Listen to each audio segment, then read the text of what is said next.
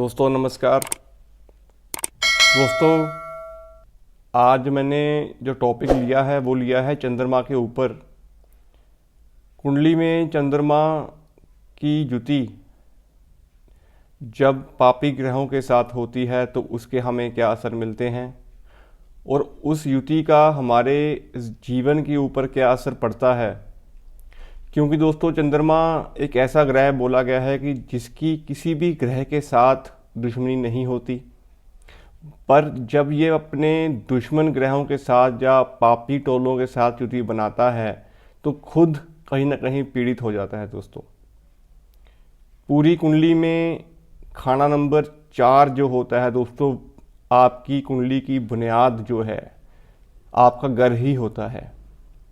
किसी भी जातक की कुंडली में कितना भी अच्छा बिजनेस हो, ज़िंदगी अच्छी हो, लेकिन उस ज़िंदगी का पूर्ण सुख जो होता है दोस्तों वो खाना नंबर 4 से हम देखते हैं।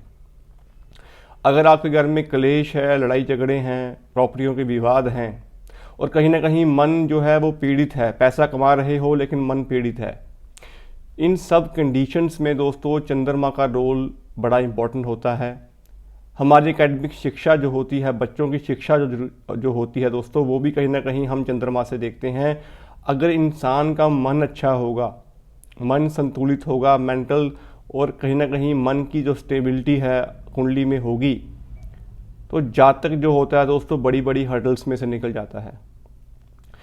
क्योंकि चंद्रमा पीड़ित का मतलब होता है कहीं ना कहीं कुंडली में बैठे हुए सूर्य, गुरु और मंगल खराब होना।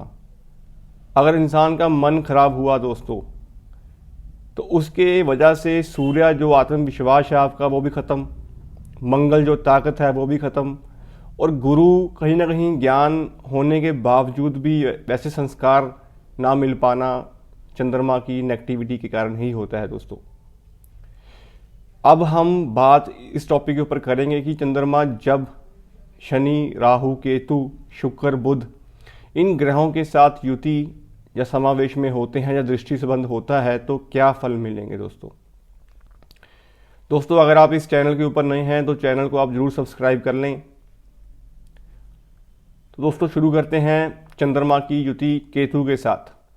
दोस्तों कुंडली में केतु को अगर आप समझें तो केतु और चंद्रमा को जब इकट्ठे होते हैं कुंडली में किसी भी भाव में तो ग्रहण लगता है चंद्रमा को। दोस्तों केतु जो है चंद्रमा को ग्रहण लगाते हैं। कुंडली में चंद्रमा आपके 4th हाउस के कारक हैं। दोस्तों कारक मैंने इसलिए बोला है क्योंकि कारक ही आपकी कुंडली की बुनियाद होता है। दोस्तों जितने भी चीज़ों के हम कुंडली में कारक देखते हैं वो किसी न किसी तरीके से आपकी कुंडली की बुनियाद बनते हैं। तो खाना नंबर 4 के मालिक भी चंद्रमा है और कारक भी चंद्रमा है। चंद्रमा दोस्तों आपका लिक्विड कैश भी है, क्योंकि खाना नंबर 2 में जो वृष राशि पड़ती है वहाँ पे चंद्रमा उच्च के बोले गए हैं। तो जितना भी हमारी ज़िंदगी में लिक्विड कैश होता है, जो पैसों की तंगी हम देखते हैं, कहीं ना कहीं पैसों का जो फ्लो होता है वो हम चंद्रमा से देखते हैं। तो खाना नंबर 4 भी दरिया है पैसों का, तो खाना नंबर 2 चंद्रमा उच्च के बोले गए हैं। तो इट मीन्स कि पैसा चंद्रमा के रूप में देखते हैं, माता चंद्रमा के रूप में देखते हैं, हमारा मन, हमारी सुख शांति, घर की समृद्धि जो होती है वो हम चंद्रमा से देखते हैं। अब जब दोस्तों उसका दुश्मन केतु कुंडली में छठे भाव के कारक हैं, इट मीन्स कि कुंडली का छठा भाव जो होता है वो कहीं ना कहीं रोग, ऋण और शत्रुओं का भाव होता है। दोस्तों तो कुंडली के छठे भाव के कारक जो केतु देव हैं, जब कुंडली के खाना नंबर 4 के कारक चंद्रदेव को आपस में कंजक्शन में रहेंगे तो छठे भाव के फल जो होंगे वो खाना नंबर 4 में जाएंगे। इट मीन्स कि पैसा चंद्रमा जो है उसमें कहीं ना कहीं कमी, पैसों का जो फ्लो है वो आपको एक तरफ से आएगा, दूसरी तरफ से आपका खर्चा भी तैयार होगा, तो पैसों की सेविंग ना होना। चंद्रमा मन है, केतु कहीं ना कहीं एक पताल है, इंसान की जो एक गूढ़ सोच होती है किसी भी चीज़ को लेके वो केतु से हम देखते हैं।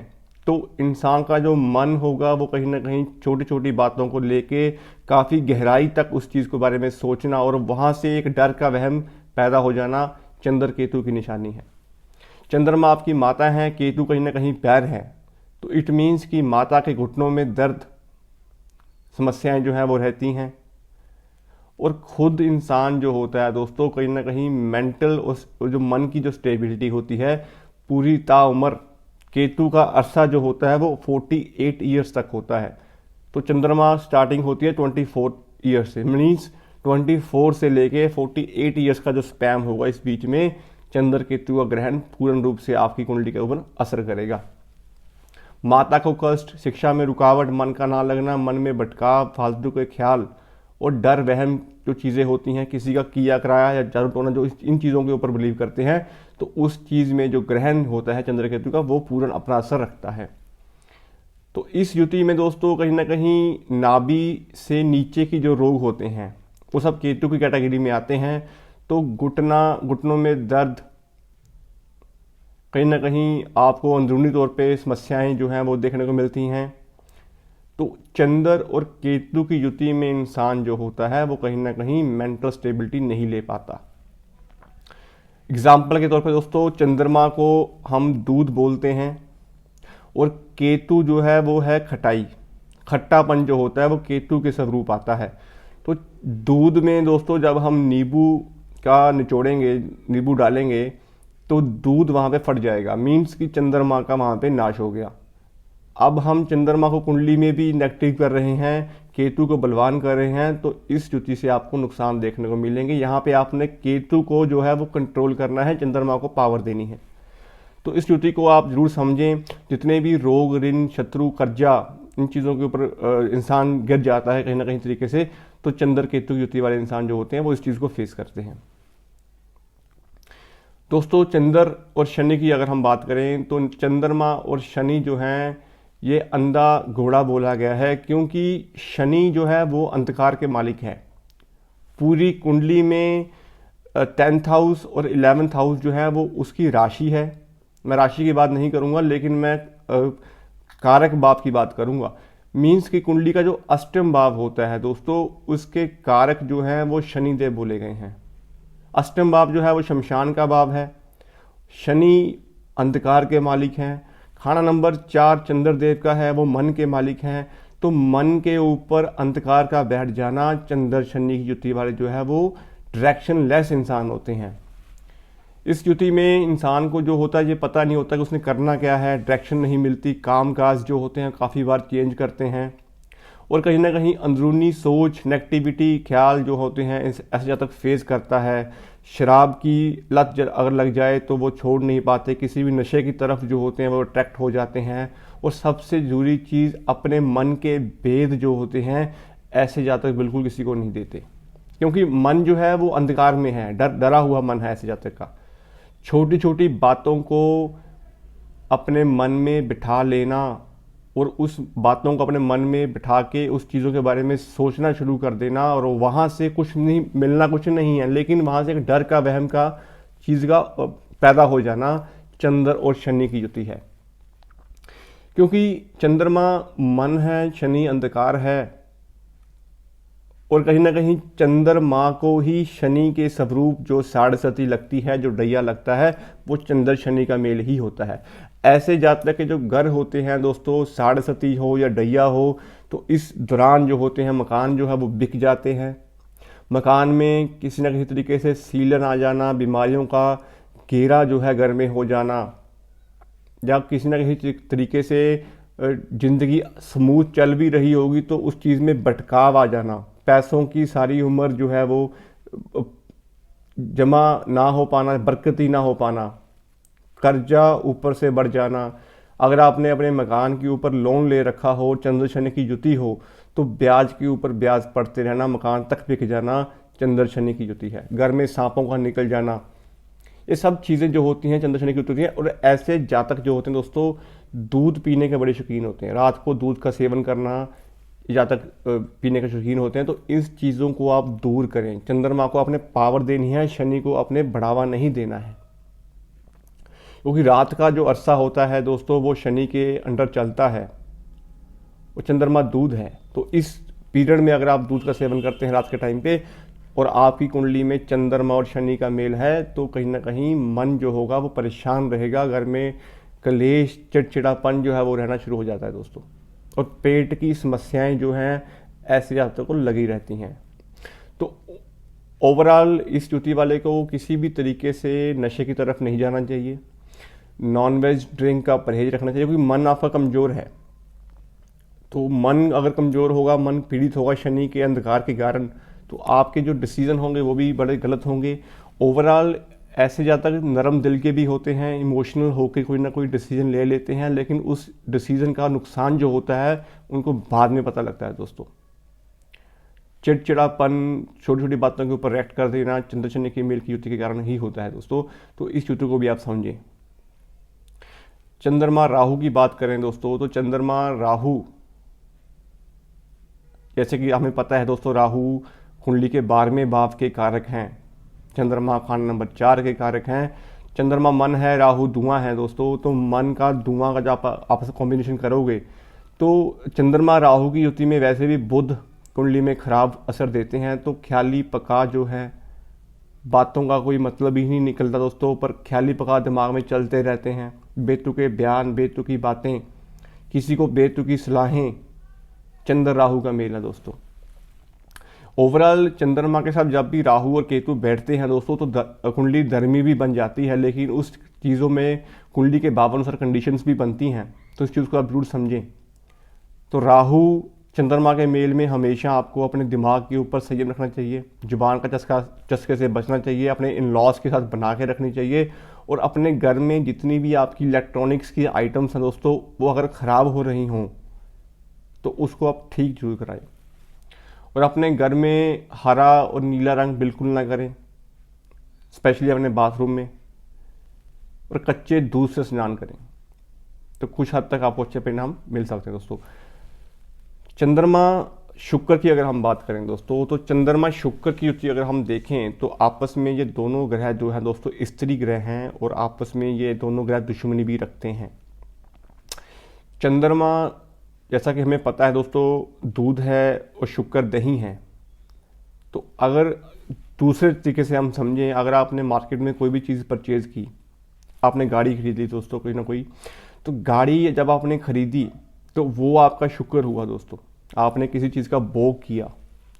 लेकिन गाड़ी खरीदने के टाइम पे आपने नगद धन भी दिया होगा, तो वो कैश जो है वो चंद्रमा है दोस्तों। मीन्स चंद्रमा का नाश होने के बाद ही आपको शुक्र मिला।